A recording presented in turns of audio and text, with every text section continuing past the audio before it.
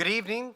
My name is Paul Van Wupperfeld, and I'm a proud member of the Dallas Holocaust and Human Rights Museum's Board of Directors and the LGBTQ plus community. It is my great pleasure to welcome you all tonight to the program, which is presented in conjunction with our current special exhibition, Rise Up, Stonewall and the LGBTQ Rights Movement.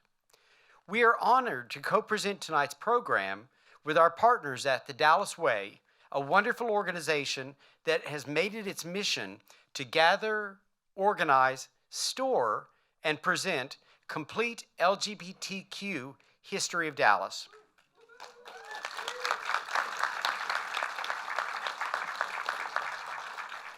I would like to start by extending a very special thank you to the sponsors of the Rise Up exhibition. Rise Up is presented by Texas Instruments and the Texas Instruments Foundation. The exhibition is supported by Match Group, and the anchor sponsor is the Dallas Tourism Public Improvement District. Our exhibition sponsors are Fossil Group and Toyota. Our airline sponsor is American Airlines. I would also like to thank our exhibition community partners, Abounding Prosperity, Beth Albina, Cathedral of Hope, Dallas LGBT Bar Association, the Dallas Way, Equality Texas, the North Texas LGBT Chamber of Commerce, Resource Center, Texas Latino Pride, and the UTD Gaylorstein Gender Center. What an incredible group of sponsors and community partners. Thank you all so much for your support of the museum, this exhibition, and our programming. We could truly not fulfill our mission without your support. I would also like to extend a very special welcome to our museum and Dallas Way board members, staff, and volunteers with us tonight. We appreciate your support of tonight's program and our partnership. If you would like to engage further with either of these organizations, please visit our websites, dhhrm.org and thedallasway.org. It has been an honor for this museum to host the Rise Up exhibition, which highlights the history of the LGBTQ rights movement and celebrates the incredible achievements of activists who have fought tirelessly to combat discrimination against the LGBTQ community. This exhibition will be open through June the 18th, and we encourage you to invite your friends and family to visit before it closes. Tonight, the exhibition will be open after the program until 9 p.m. Before we introduce our speakers for tonight, I would like to welcome Andy Smith, Director of Giving and Volunteering at Texas Instruments and Executive Director of the Texas Instruments Foundation, and most importantly, my husband. Andy will share a few words on behalf of our presenting sponsor.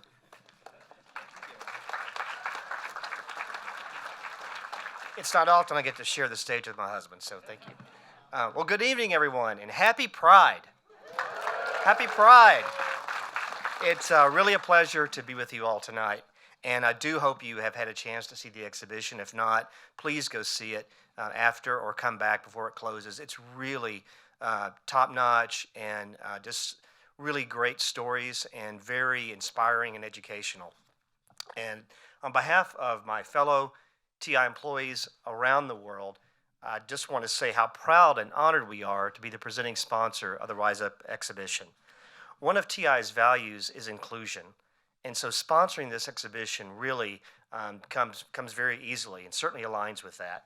TI and the TI Foundation believe in and support the mission of the Dallas Holocaust and Human Rights Museum, and especially the work they're doing in education. Thousands of students come through this museum every year, and even more now that we're kind of out of the COVID pandemic. And they're learning through the history of the Holocaust and other genocides. They're learning about those lessons. They're learning about civil rights here in Dallas, and now this exhibition about the LGBTQ plus community and our struggle for civil rights. It's, I think, also really great that this exhibition is being held and we're sponsoring it during the 30th anniversary of TI's LGBTQ plus employee resource group. The TI Pride Network, or excuse me, Pride Employee Network, was started in 1993 and became a recognized TI diversity network in 1995. But not too many years before that, I came out in the summer of 1989. I was going to SMU, and I would go over to JR's. Those of y'all may be familiar with this little establishment. And I would park way down Throckmorton and walk up. And as I got closer to the door, that side door, I would just run like a rabbit inside because I didn't want anyone to see me.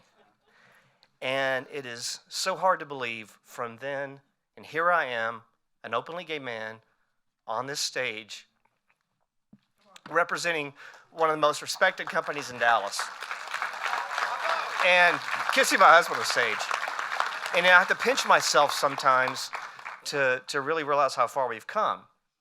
But, you know, there's more work to be done. We've made a lot of progress, but there's so much more work to be done. And certainly what we've seen legislatively and current events have shown us that we cannot stop the fight. We cannot stop the struggle. And so I'm so fortunate and grateful for these trailblazers to be here among us tonight and hear their stories and learn their lessons that will help us move forward and continue to advance civil rights for the LGBTQ plus community and for all people. Thank you.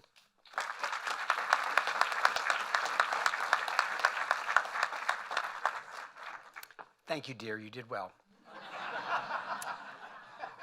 It is now my great pleasure to turn things over to Robert Emery, co-founder and president of the Dallas Way, my friend, to say a few words and to introduce our program.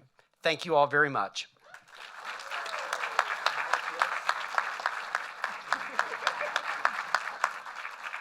Eat your heart out, Andy. I got a kiss. If you're a board member of the Dallas Way, would you please stand? Drianna, Carl Parker, Mike Anglin, George Harris, and Wade Hyde. Where are you? There you go. Thank you very much, y'all. The Dallas Way is grateful to the Dallas Holocaust and Human Rights Museum. If you were to look up the definition of ally in the dictionary, next to it would be a picture of Mary Pat Higgins.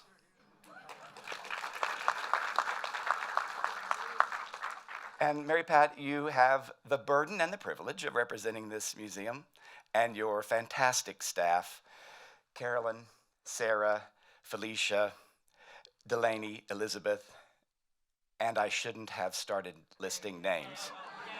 God, and Annie, I love you, Annie Black. You have that privilege, and I want you to know that I love you, and the Dallas Way is grateful. And thank you. And thank you for wearing that suit for me tonight. Would you please stand and show everyone why I love that suit so much? Girl likes color. Everyone here is now a part of the Dallas Way. When we gather, organize, store, and present the complete LGBTQ history of Dallas, we have 175,000 historical documents in our archives, and we're growing all the time. This year, we added 43 years of history from the Turtle Creek Corral.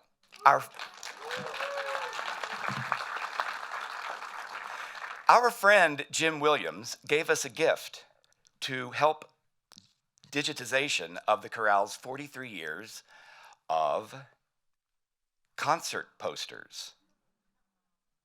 Right. Jim, would you please stand? Wherever, there you are.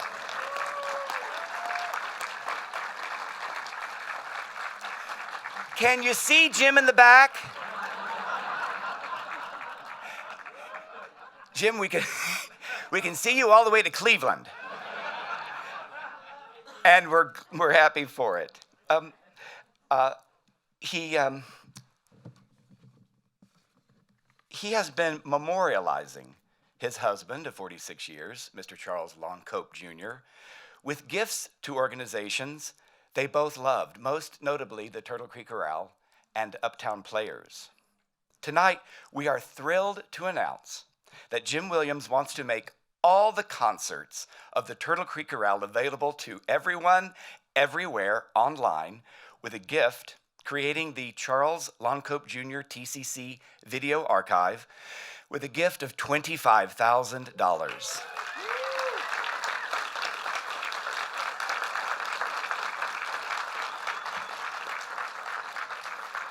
Jim, we are grateful for your continued support of the chorale and your sweet memories of Charles.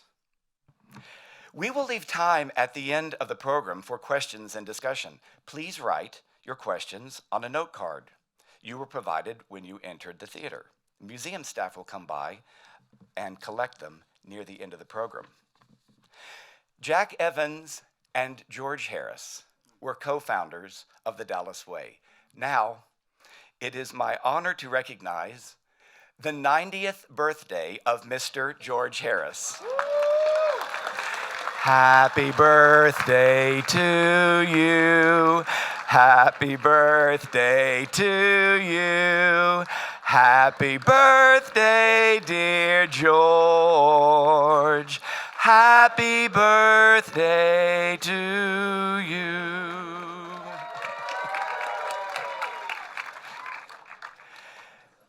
That is amazing. They got married. They were the first legal gay marriage in Dallas County after being together for 53 years. They wanted to make certain it was going to work out. Jack and George have served as role models for 50 plus years and have inspired multiple generations of leaders in our community. And speaking of leaders of our community, we will hear from a few trailblazers who overcame fear, pushed hard for progress, and contributed to our equality. Our moderator is a board-certified ophthalmologist and currently serves as the chief of the ophthalmology department at Baylor University Medical Center of Baylor Scott & White Healthcare Systems in Dallas. In addition to all of that, his talent agent still finds time to book him local and national commercials. Please welcome Dr. Cordell Adams.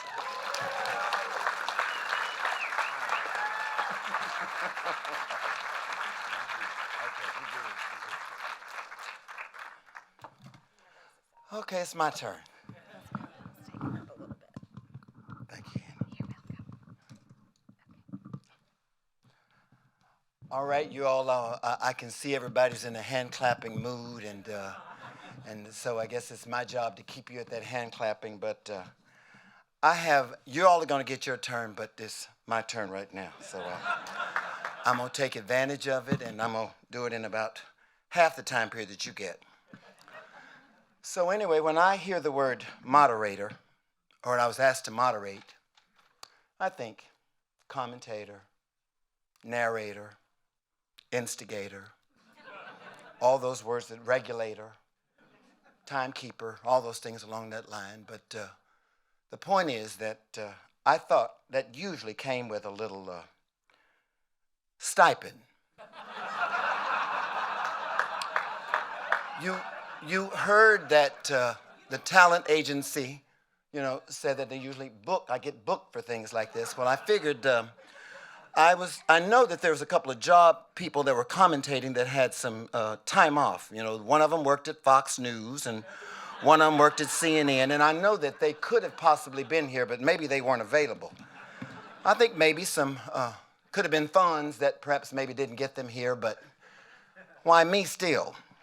So what I did is that I thought, let me absolutely go up to the higher-ups just to, you can't say the word stipend or what are you going to pay me or whatever, just, type it in the email, but there's no emoji with the hand out, you know what I mean? So let me just work this out. So anyway, to this executive committee that has me here, I'm thinking, well, I've done this and done that, and is there anything that comes along with that honorarium maybe? And I said, are you kidding? No, there is no money. So anyway, I tried a different route. I tried the different route, and I looked at the names of who the people were going to be in this program. I called Naomi Green's name. I called Lee Taft's name. I called Candy Markham, Chris Luna, and all the other names, whatever that I was supposed to say, Candy Markham. So I figured, let me just throw that at them. And then the same answer. No money. One more trial. I said, you want me to corral these loudmouths, these people that stir the pot, these people that absolutely don't take no for an answer. They're not the quiet type. You still want me to do this job for free? And the answer was still yes. Then I read the bios. After I read the bios, I looked and saw the admiration, the dedication, the power, the advocacy. So then it turned the table. I felt the one who was going to be paying to be on this program. What kind of sense did that make? I went from wanting a paycheck to bringing out my checkbook to the Dallas way. I wanted to be here. Maybe that's the way it's supposed to be. So when you get to do these kind of things like this, I always was told from all these events, whatever, never, ever, ever, Cordell, miss the opportunity to edutain. And what I mean by that is that it was a word makeup that I got it from a writer that says that never, ever, ever miss the time period or the opportunity to educate and entertain at the same time, because then you remember it.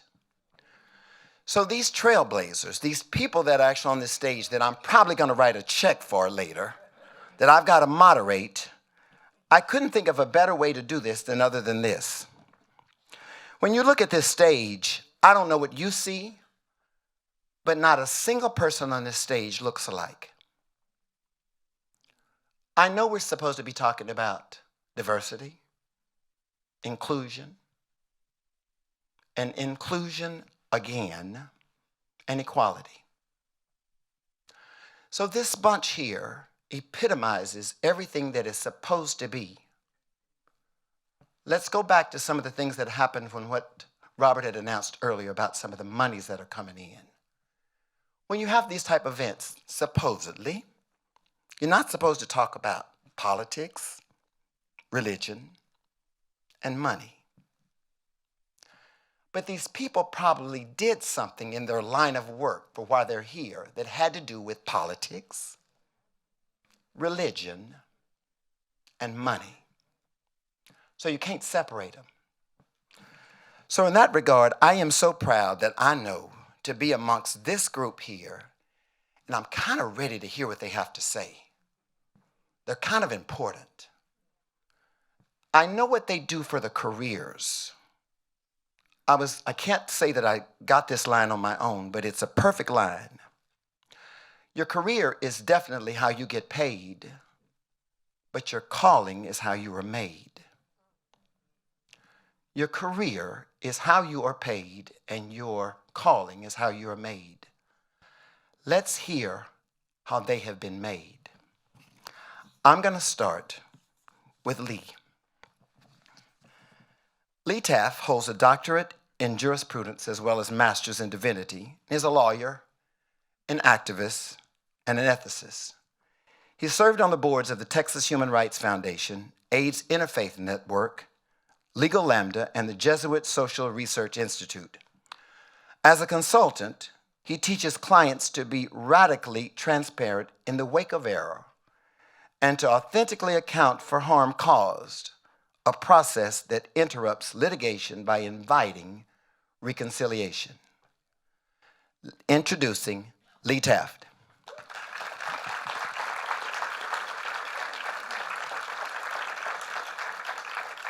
One of the things that I always want to know is that when you saw this photo, Lee, you've got to start with explaining it for us. Thanks, Cordell.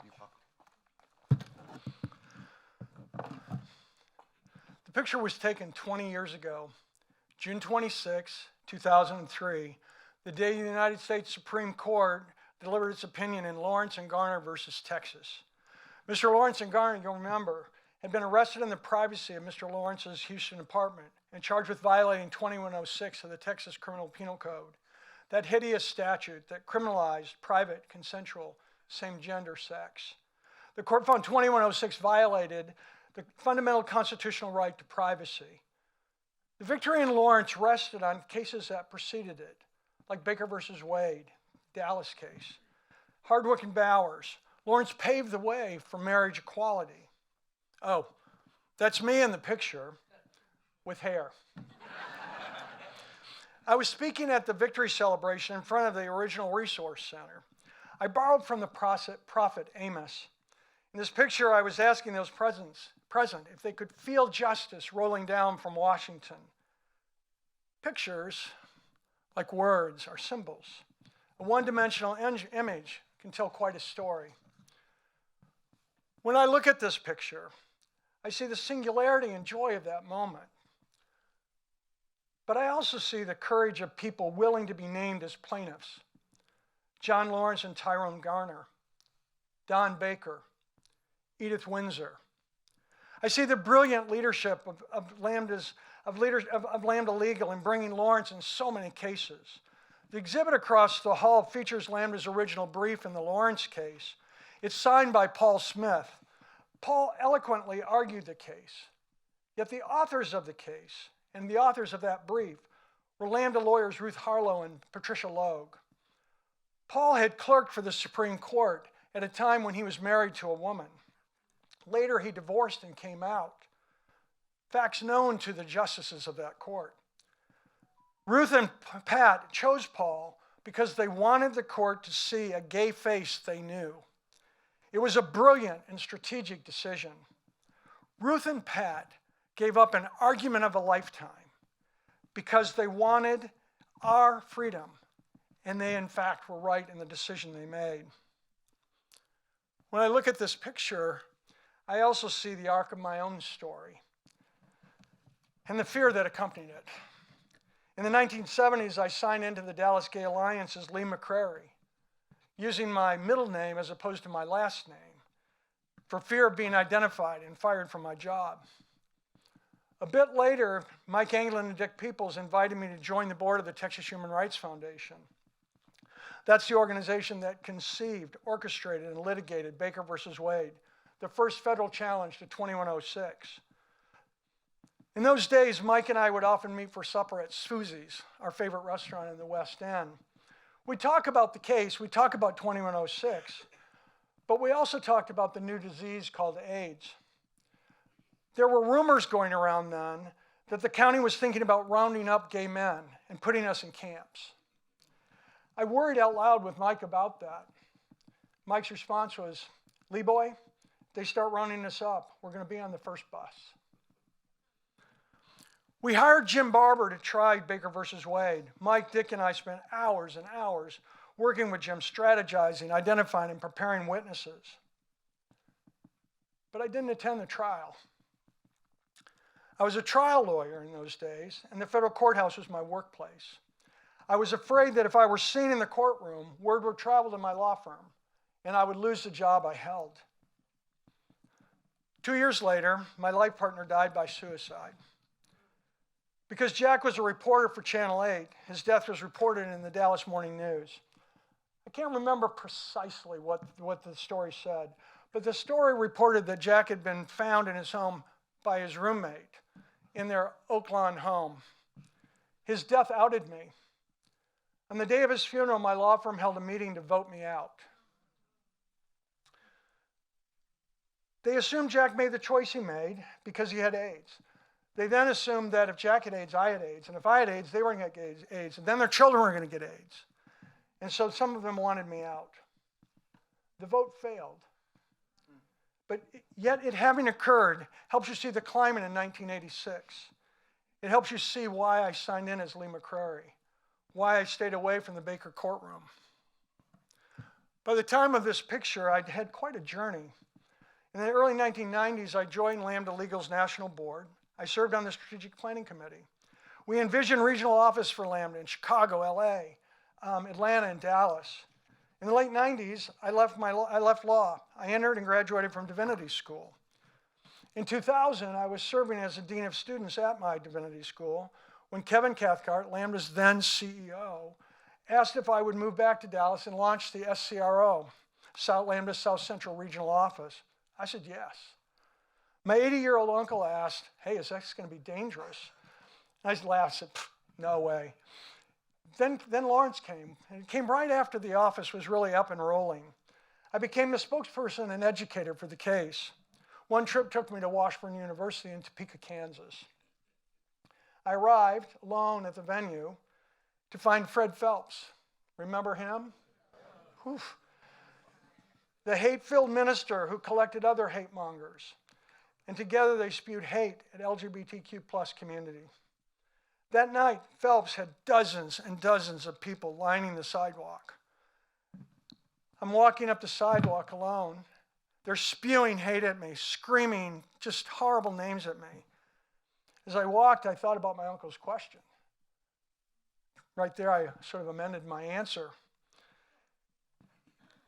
And so the picture shows this picture shows the journey of a man, the arc of his, my activism, the miraculous way justice seeking overcomes fear. I think of the idea,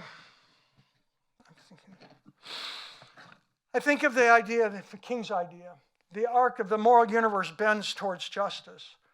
During my lifetime, that arc has also bent down in the courtroom. This year, more than 400 bills have been presented to legislatures across the country seeking to roll back all we've accomplished in our 45 years. Transgender people are particularly at risk. In light of the direction of the Supreme Court, indeed many federal courts, where will the arc of justice touch down in the years ahead? Who will be in this picture in 2043? What will they be celebrating?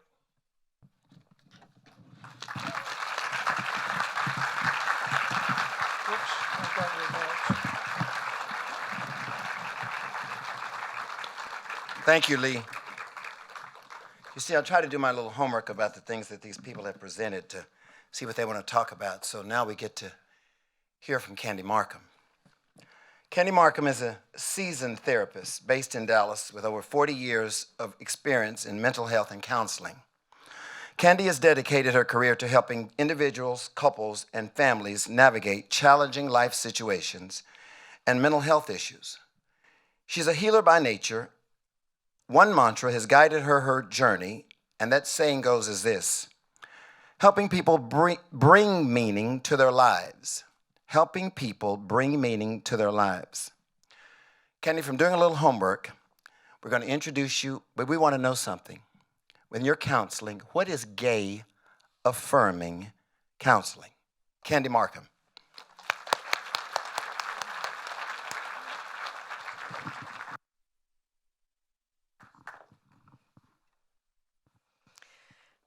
Lee is probably a foot taller than I am. So I'm going to do it this way. I love this building.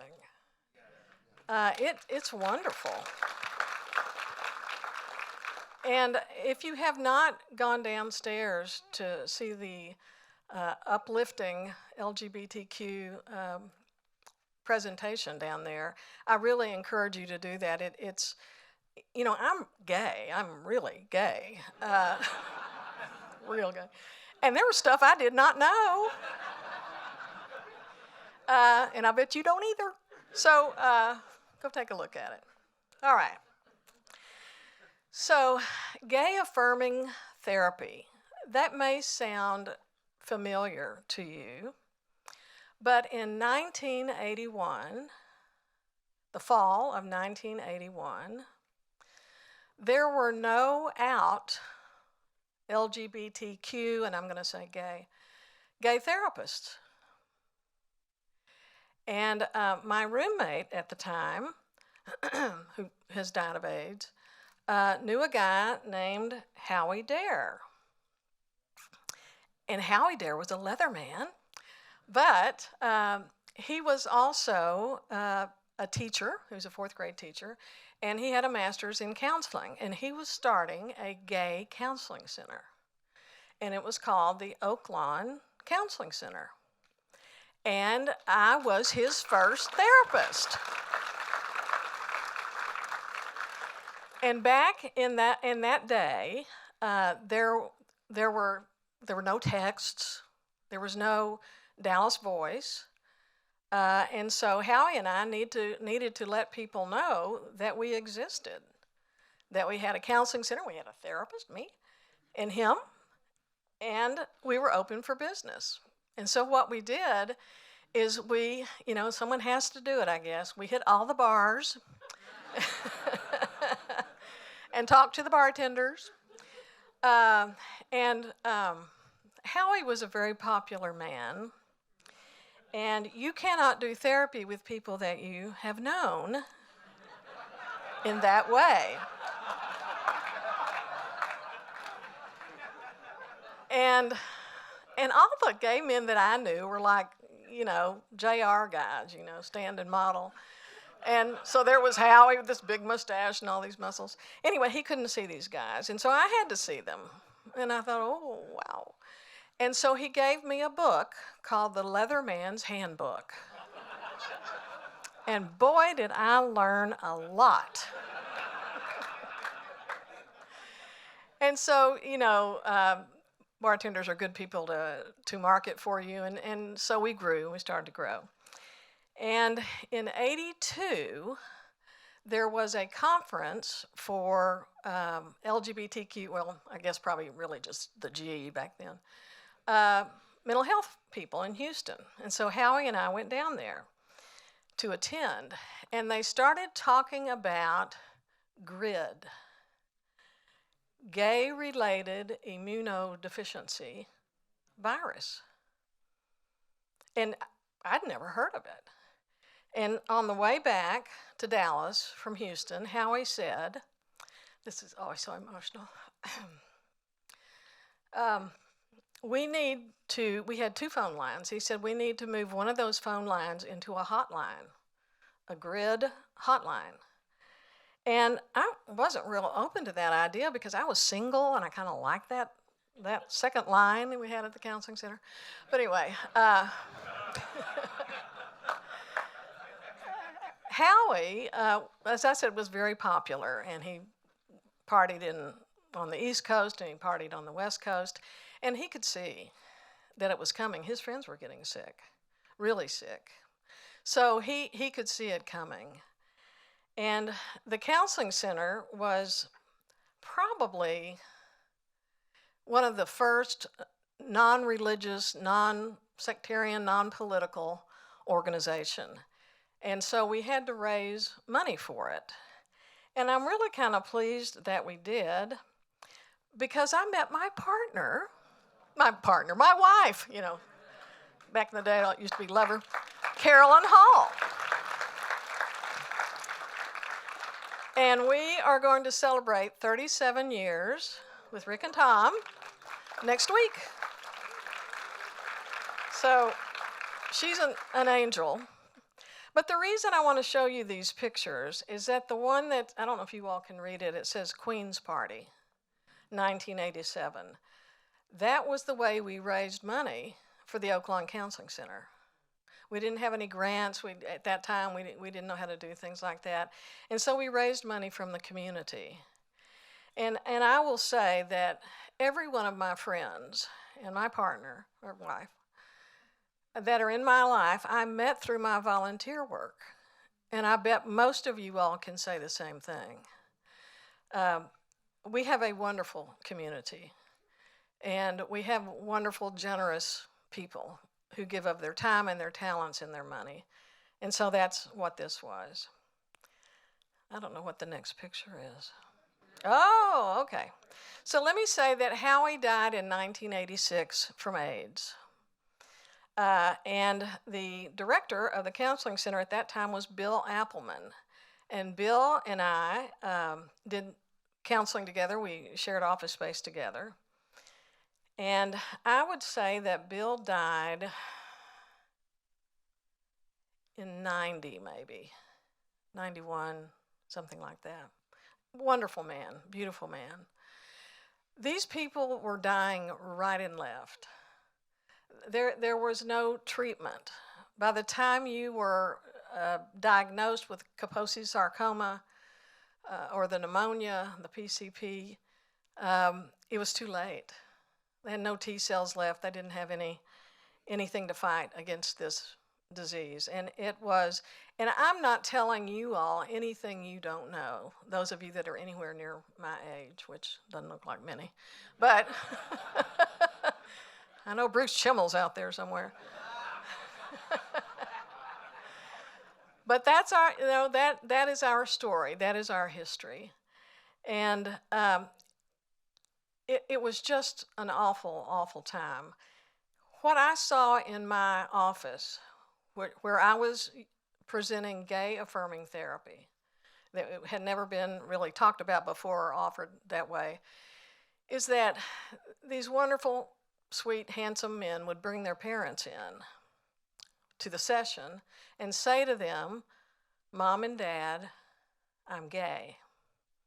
And of course they had to behave because I was sitting there. And so they were like, whoa. And then the next thing they said, "Mom and Dad, I'm dying." Very, very heavy times. So, I don't know what my next one is. Oh. So there was another man that Carolyn and I were very involved with and friends with, and that was Don McClary.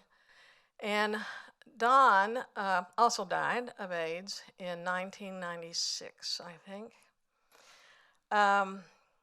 And he died right before AZT came out. But the reason I put his picture up there is that Don was instrumental in being involved with what's called the Human Rights Campaign and the Federal Club here in Dallas, Texas, and introduced Carolyn and I to that organization and many other people here. The Dallas leadership is second to none nationally, second to none. Whether it's HRC, Lambda Legal, I'm sure I'm leaving out some other things. They love Dallas and they love Dallas leadership. And so those of you all that are out there, you all are leaders too. So I think, oops, Chris. So that is my story, and it has always been about counseling. It's always been about helping people, and it's about telling people that it's okay to be gay. All right?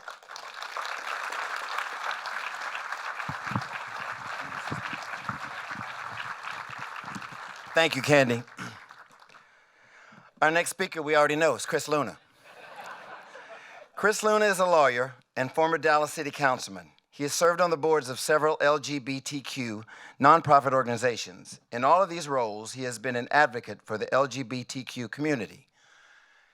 With all those things that we talked about earlier, Chris, I know that I said that politics, religion, and money, and I'd already chosen those topics, but the thing that I think that I want to hear about from you, Chris, is that from what you've done, give us your highs and lows for when you're on the service for our Dallas City Council.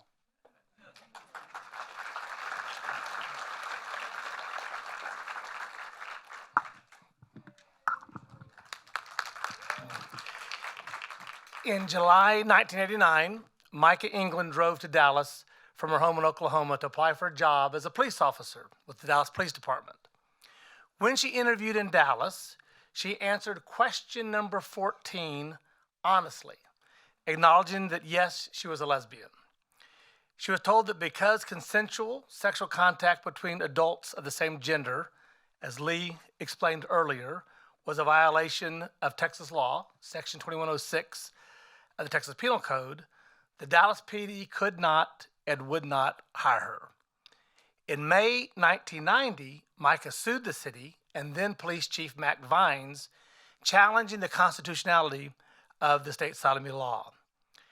I had been on the city council for 3 months when in January 1992, I sponsored the resolution to stop that hiring ban and to allow LGBTQ police officers. And Don't clap yet, because when I ran in 1991, I did not run as an out candidate. I was concerned. Bill Nelson had run a few years before as an out candidate and didn't win. And in talking to political folks, they said, we're not sure you can win as an out candidate. And we'd rather have you on the city council than to lose. And so that first time, I did not run as an out candidate. We had a public hearing to consider that resolution. I know some people in this room were there. That council chambers were packed, and the overflow rooms were completely filled. The hearing ran from Wednesday evening into the early morning hours of the next Thursday.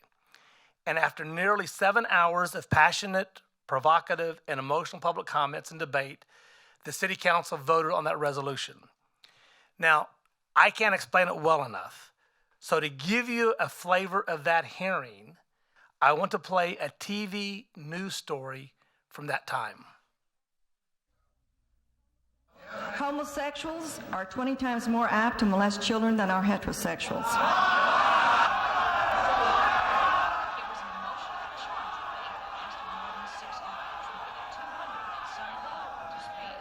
The bigoted, hateful people who are our opponents are the David Dukes of Dallas.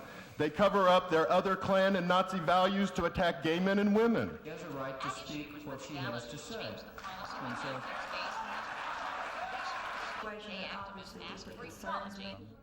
the resolution they passed. Saliva than in peripheral blood. The mouth of an AIDS patient is literally oozing infectious virus. I don't want my city suffering God's vengeance of eternal fire. And that's why I'm taking the position I am. It affects me to say that it doesn't. So what we're talking about today is a chance to take a clear vote to end discrimination. But I do want to clear up some things that have been said tonight. They're still very ignorant about a lot of certain things. Dallas is the only city in the state of Texas that still discriminates against gay and lesbians on the police department hiring. Are you disappointed, surprised, any of that? I'm really angry more than anything. Because she's a lesbian, she was turned down for the police job and is now suing the city of Dallas. We don't want people who sodomize to be put in a place of authority. That's why we're here. Those who oppose gay police celebrated the decision. Gay activists look forward to next week when a court will consider the law Dallas uses to prohibit gays and lesbians on the police force. Shelley Koffler, Texas News 5.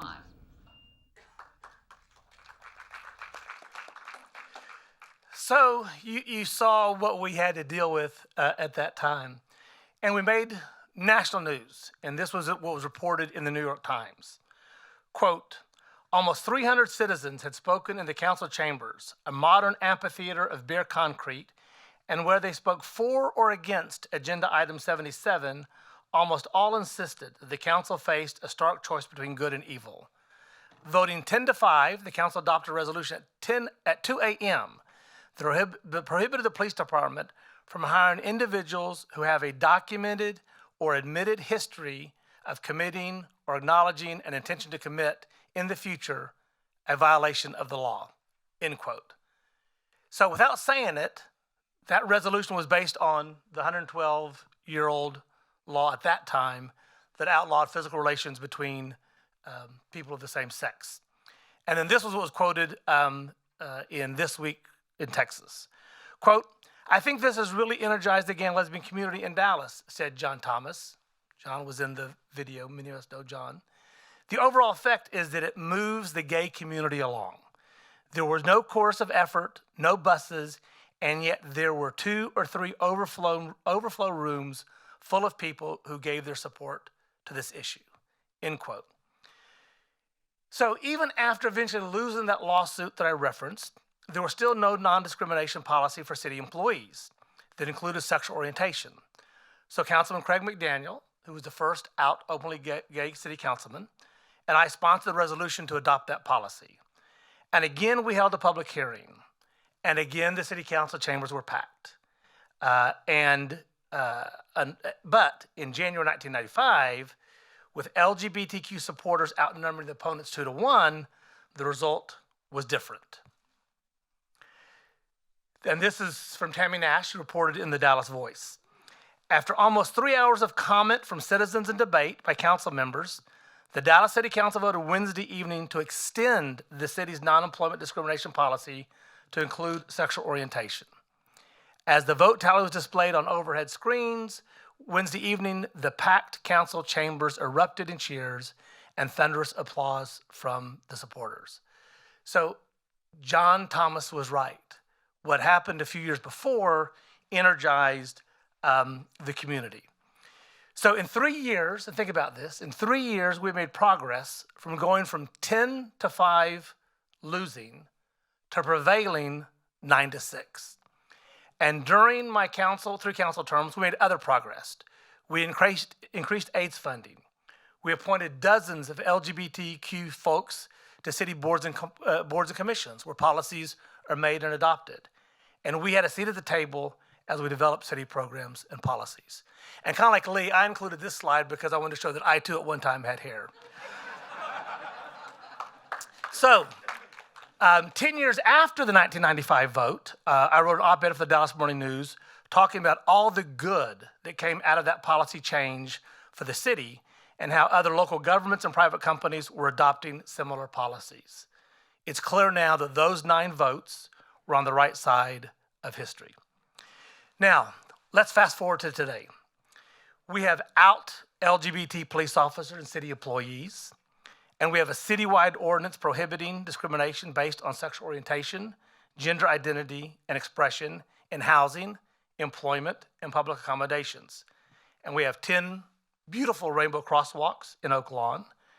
And this month we have the rainbow flag flying at City Hall for Pride Month.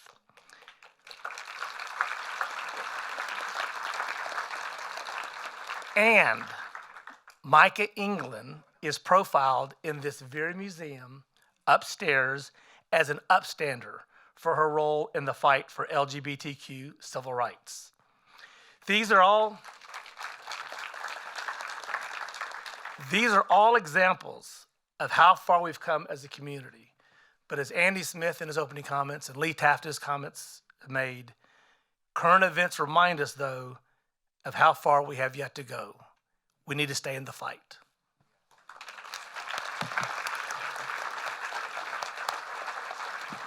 Thank you, Chris.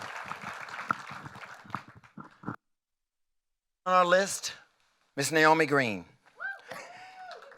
Naomi Green is a Black trans woman with an established history and reputation of advocating and serving trans people of color. Her primary goal is to change one heart and one mind at a time to uplift and elevate BIPOC communities. You're going to tell us what that is. Especially those at the intersection of LGBTQ, particularly transgender women of color. It's pretty obvious that you don't have to go far to pick a question that you perhaps maybe want Micah to answer. Micah, I know Naomi. I said Micah after hearing that. Naomi, your plight, I'm sure, has not been easy. So when you come here, we want to know.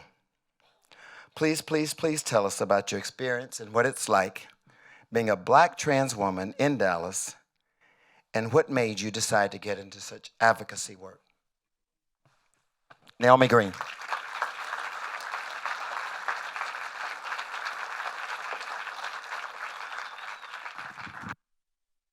I'm going to take the microphone. Let me start by saying, first of all, thank all of you for being here today. It definitely means a lot to see a packed house full of individuals that want to learn about the stories of these amazing trailblazers that sit before me today. I literally had no idea that I was going to be in the presence of such history, trailblazers, and amazing people that have done some amazing work prior to me being here and being a 40-year-old Black transgender woman. Realizing that I'm probably the youngest person on this stage means a lot to me. And learning the history of the individuals that have come before me that have allowed me to be in a position that I am is amazing. So I would like to thank all of you. I think it's fitting that Chris presented before me and learning some new things today when he talked. Seeing that clip of that news story that happened so many years ago, 30 years ago, and realizing that we are living today in a time where those same words are being spewed about transgender people. The same misconceptions, the same misinformation, the same myths, the same hatred is being spread about a community that I am a part of in an effort to deny our rights, in an effort to deny our existence, our being. They say history does repeat itself, and what we need is more allies and more individuals like yourselves that step forward and speak truth to debunk a lot of these myths, to stop a lot of the stereotypes, to erase a lot of the hatred that exists. I'm able to stand here today in front of you because of allies that I've had in my life. The first one being my mother. Thank you. Being a Black transgender woman, being born in Grenada, Mississippi. Very rural, very small town. I had a mother that was my biggest advocate, but being born her only child, I had to learn to soon advocate for myself. Growing up around individuals that picked, teased, name-called, everything else that you can think of, I had to learn how to advocate and fend for myself, how to be a voice for myself, how to fight for myself. And I think that fight that I had to develop for myself allowed me to be able to stand up, fight, and advocate for other people. It gave me the strength, the courage, and the willingness to be able to do that. So moving around a lot at an early age, from Mississippi to Decatur, Illinois, another very small town, to a Midwestern city in Michigan, Grand Rapids, Michigan, which is very conservative as well. I had to start over a lot. I had to be able to make new friends. I had to be able to deal with new enemies and new people that didn't necessarily like me, how I existed, and in the space that I occupied, being the life that I was and being the flamboyant person that I was, because not much is different about me today than what it was then. And so I had to be able to deal with all of those things. I had to develop character. I had to develop a lot of tools that allowed me to be able to deal with individuals of all different types.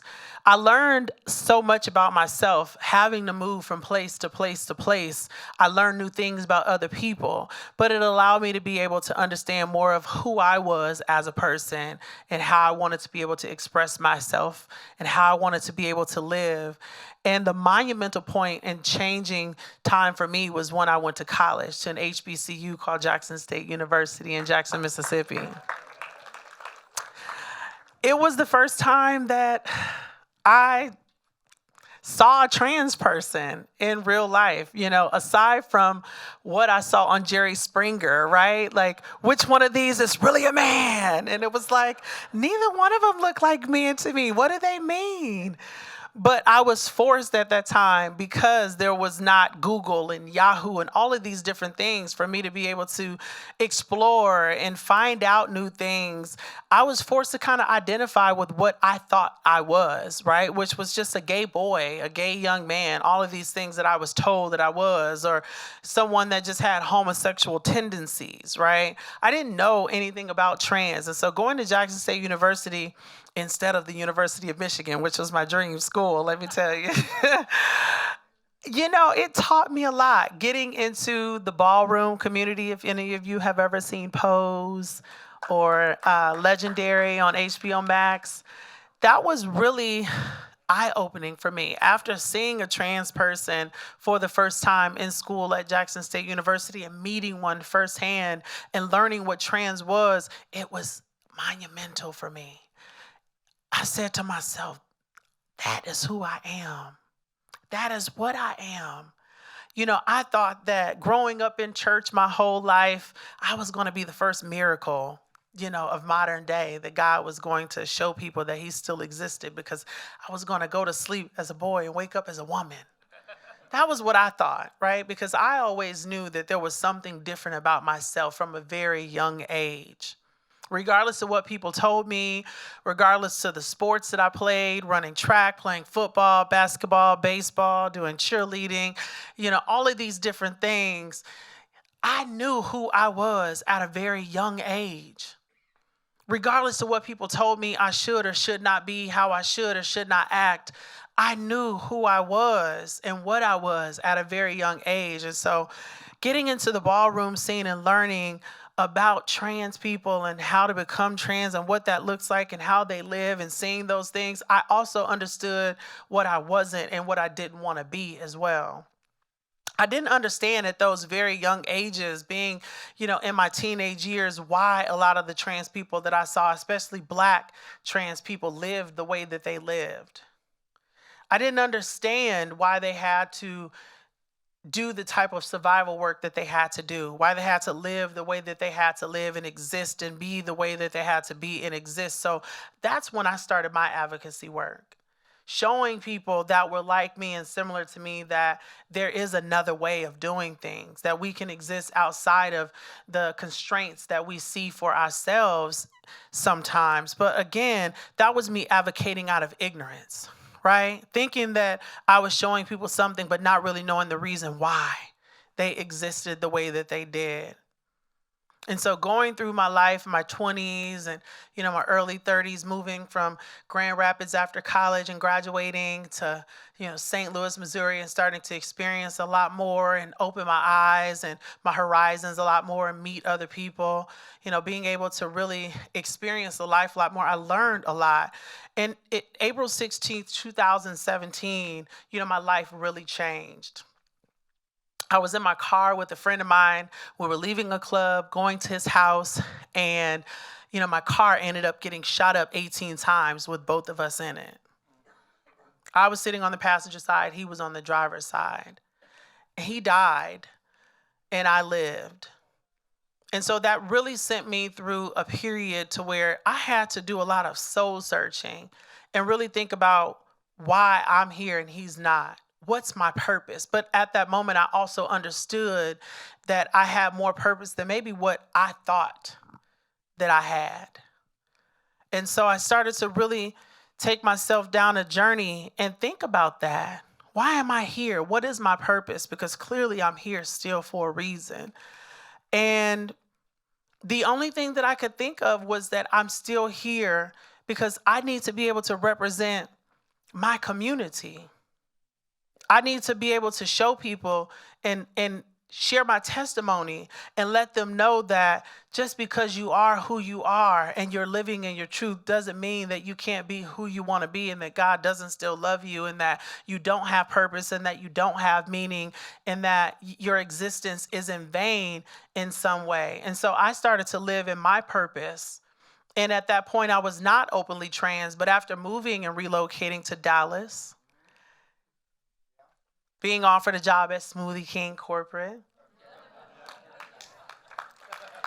and then starting to work for a company and organization that I found out about on my birthday, and finding out that they wanted to be able to help the community and do a lot of the same things that I wanted to be able to do. I saw the CEO at the time, Mr. Kirk Myers, talk about a lot of the things that he wanted to do for the trans community and starting trans housing and being able to offer hormones and build up a trans workforce and all of these things. And I said to my best friend, oh my God, he is speaking my heart. Do you hear this? I have only told like 3 people, this is what I want to do. He is speaking my heart. And he said, I know. And it just so happened that they knew each other. One conversation led to a next, and I ended up being able to meet this man. And he hired me literally on the spot. And that was when my true journey and purpose started, because I started to learn a lot of the reasons why a lot of the people that looked like me lived the way that they lived and existed the way that they existed. I learned at the age of 36 years old in 2019, after working at Abounding Prosperity for only about 2 months, that the average life expectancy for a transgender woman of color was only 35 years old. I was 36. According to the CDC estimates at that time, approximately 50% of Black transgender women were living with HIV. I was an HIV negative woman at that time, but it opened my eyes to, again, understanding that my purpose and my existence and my being here was for a reason, and living in silos and living in fear and living in hiding like I had been doing prior to that point was in vain, and that the world, my community, and other individuals needed to see a trans woman like myself, be able to debunk those stereotypes and those myths. A woman that graduated from college, that still had a family, that had a master's in business administration, that was employable, that was able to exist in various spaces without living with a lot of the stereotypes and a lot of the misconceptions that people have for my community. My community needed that representation and that visibility because it is very important. A couple of months after starting at Abounding Prosperity, the Malaysia Booker incident happened. A Black transgender woman, 22 years old, was brutally beaten by a group of men.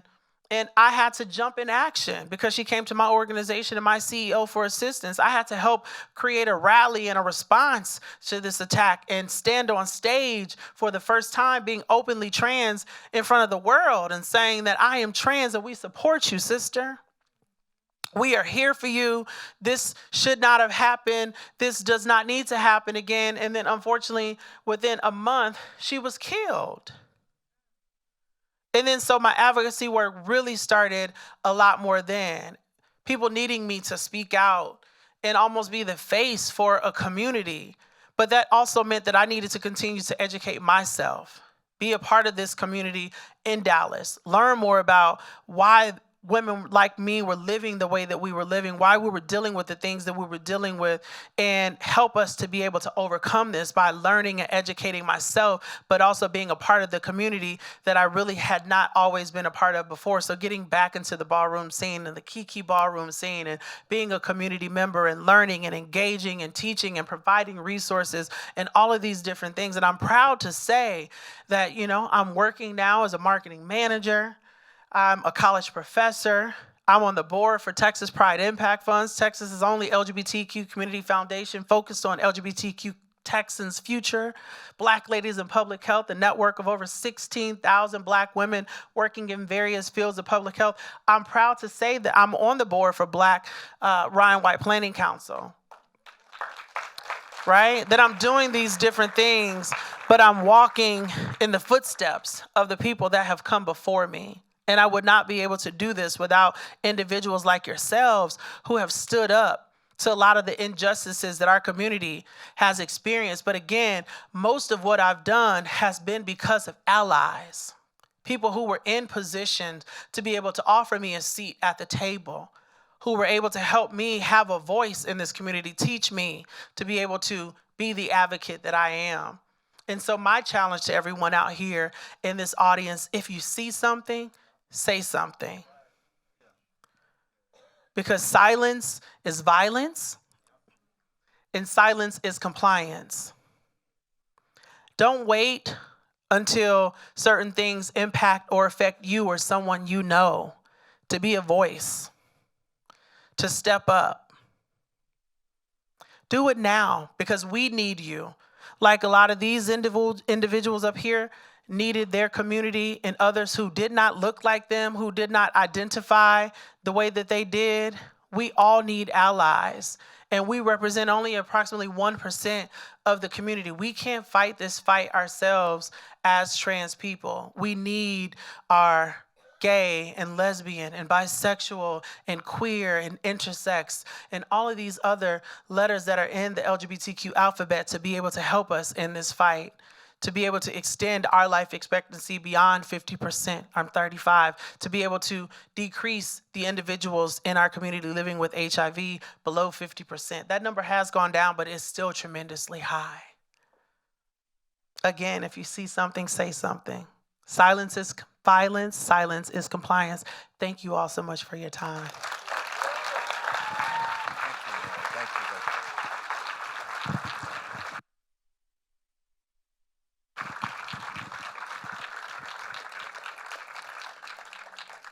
I wouldn't dare have interrupted that talk, even though I know my 7-minute little button was going off in my head, but I'm thinking, Y'all not gonna cuss me out by not letting her finish. Not at all.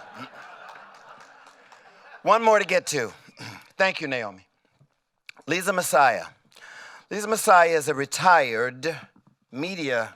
Where are my glasses? It got dark. You know, these lights kind of did something on me. Lisa Messiah is a retired media sales professional whose purpose is to educate, bring joy, and touch hearts and souls through music. Lisa was one of the original reporters on All Things Considered when it first aired on NPR in 1971. All right, Lisa. So, Lisa, I don't have to ask much, but I know it's your turn. But all I need to know, and I'm sure you're going to go into great detail, and tell us, though, of all the things that you have done, what has impacted you most in your life?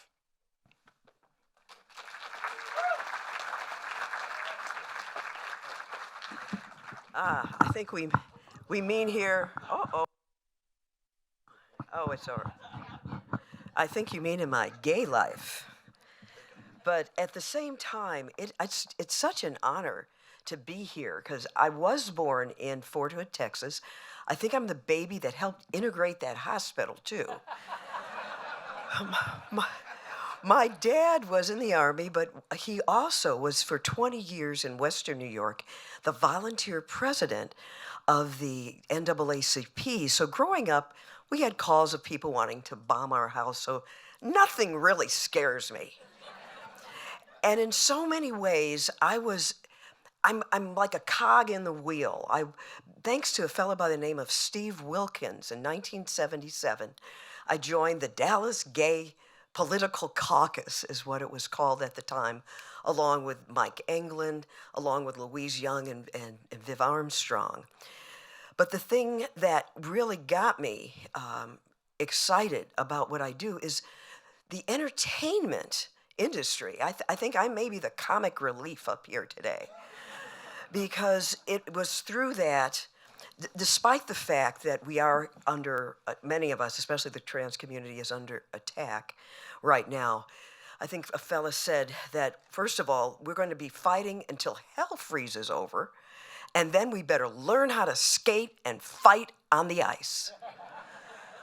But I am really more of a lover, not a fighter. So I've been involved with many of the gay, lesbian, and I guess I would call ourselves the alphabet people now because we use 25% of the alphabet.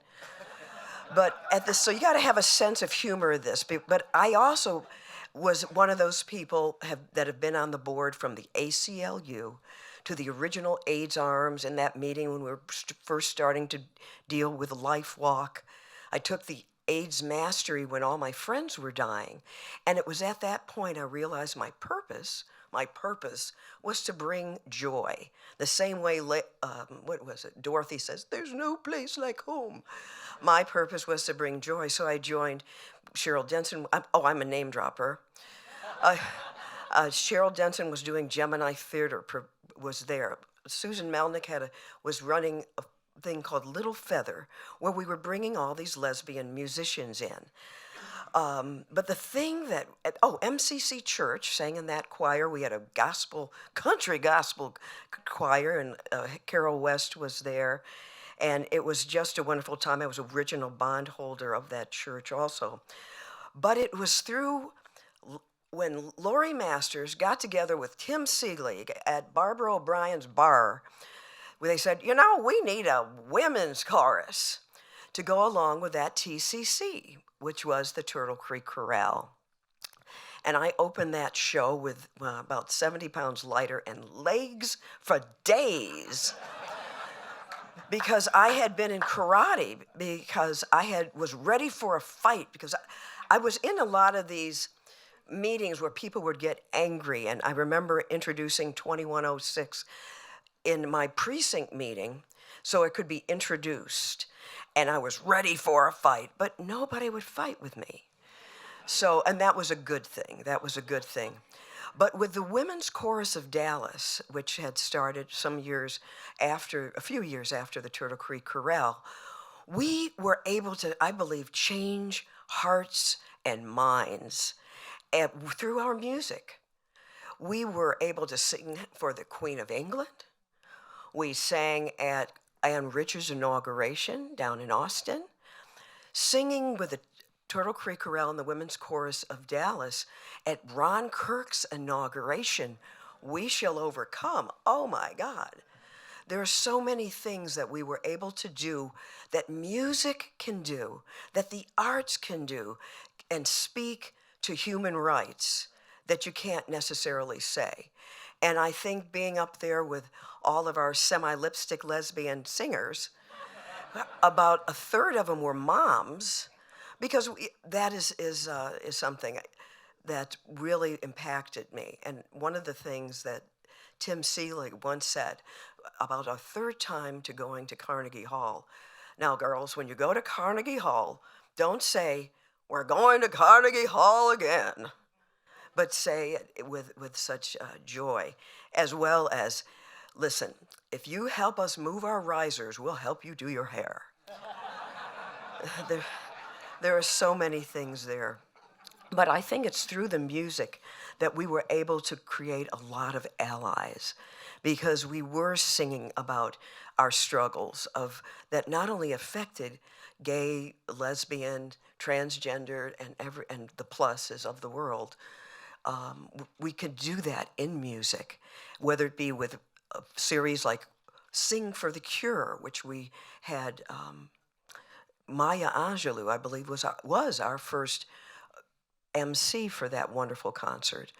Or the fact when Jenny Martin won her second Emmy for When We No Longer Touch, which is the different stages of grief that the Turtle Creek Chorale had done, and we shared with that stage in Carnegie. But I'm just very, very grateful. I don't know how I got on this panel with these incredible people, because I'm just part of such a whole. You don't necessarily, I admire those who can get in front and speak, but I think growing up with a father like that, I just didn't want my house, I didn't want those calls. But I was always there with Anonymous. And I always will laugh when we would send these young lesbians off in my particular case to Washington to march. I would write that check for the round trip airfare, for the hotel, and you can go see a play. So that was always fun. But I think it's that the music that has brought us be able to cross that line that has made an important impact in my life. And it's the music. It's the music of being able to sing about our struggles, and for that to bring in so many allies.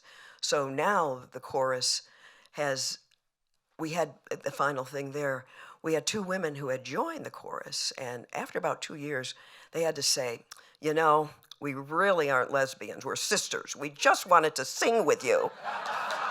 And that's it. Thank you.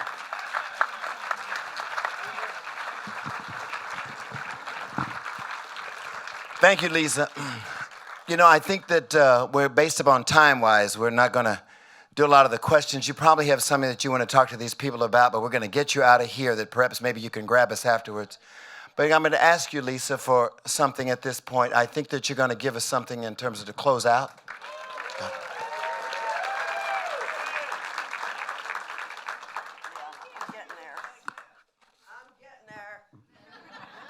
Guys, that's right. I'm supposed to be.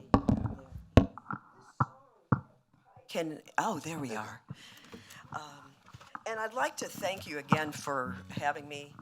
I'd also like to thank you for making it that when you work for the city of Dallas, you can put your spouse on your insurance. Thank you. Because I did retire from WRR. And this is a song written by a friend of mine who passed away 2 years ago. Her name was Madeline Davis, a nice Jewish girl. And it's called Stonewall Nation. It was written right after the Stonewall riots. I was raised in Western New York.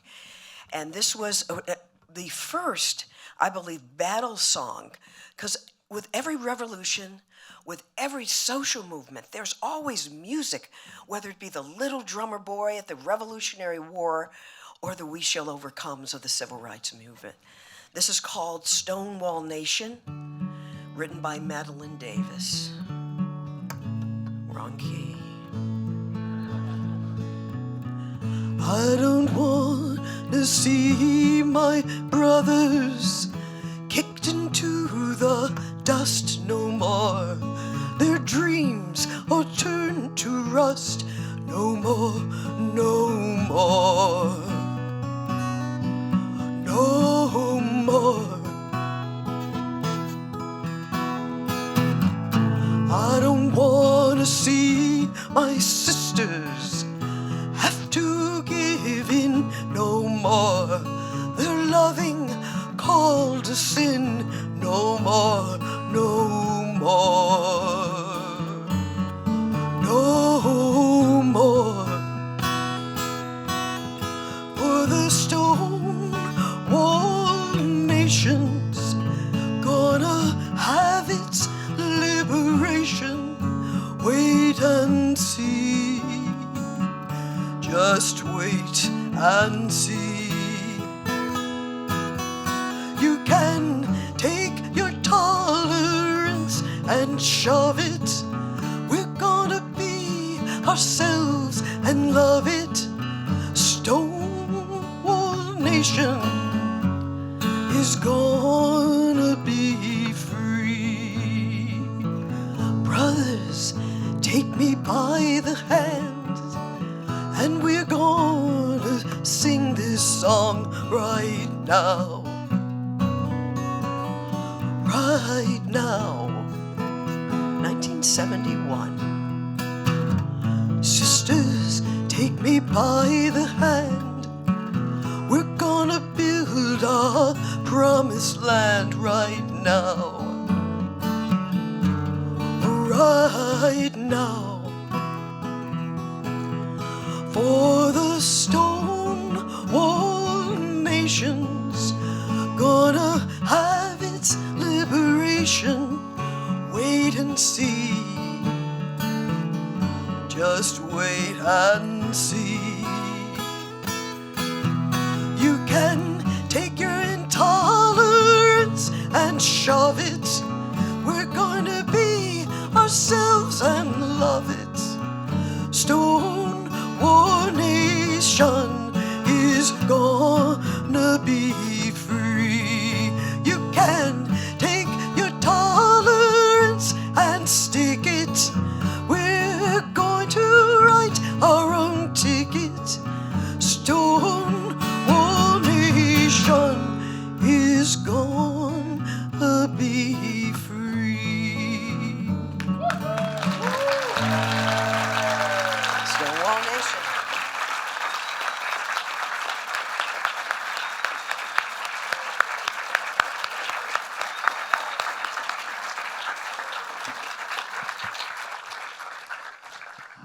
I think that we have come to the end, but I'm told that there may be a little bit of surprise as we leave. I don't mind surprises when it's on a good thing. With all the things that we've actually set up here, I think I know why I did this for free. I got more out of this than I probably could have gotten from a paycheck, because these are your trailblazers. These are the people that have come before me, before I've come to you. And they've made an impact much more than I could ever say. I think our little surprise that Lisa's going to actually have something to do, and we're all going to say thank you to each one of us. But for now, Lisa, I think that we want to do our version of Please sing with me. Maybe that's the key. I don't know. I'm waiting on you. I'm embarrassed. We shall there we go. We shall overcome. Will you all stand, please? We have overcome. We shall overcome someday. Oh, deep in my heart, I do believe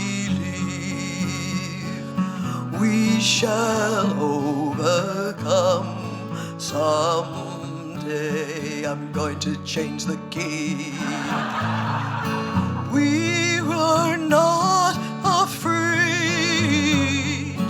We are not afraid. We are not afraid today.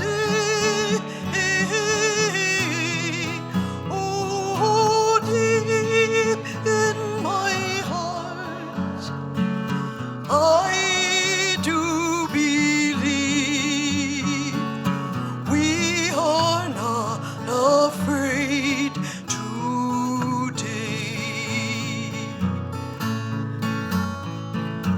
We shall overcome. We shall overcome. We shall overcome someday. Oh, deep in my heart, I do believe we shall overcome someday.